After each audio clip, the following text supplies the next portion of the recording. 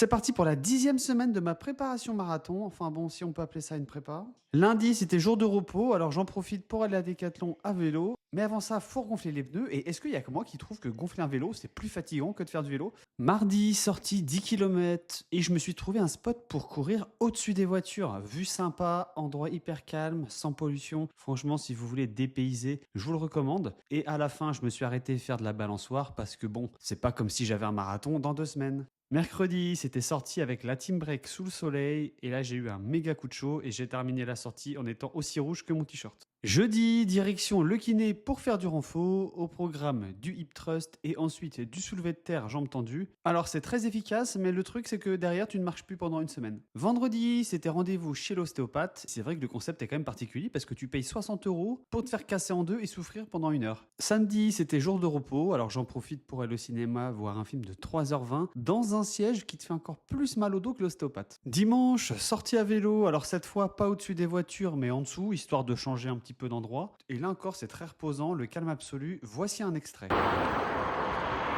Je termine cette balade par faire du vélo sans les mains parce que je suis une personne dans la vie qui aime prendre des risques. Allez, je te dis à la semaine prochaine pour la suite de la prépa.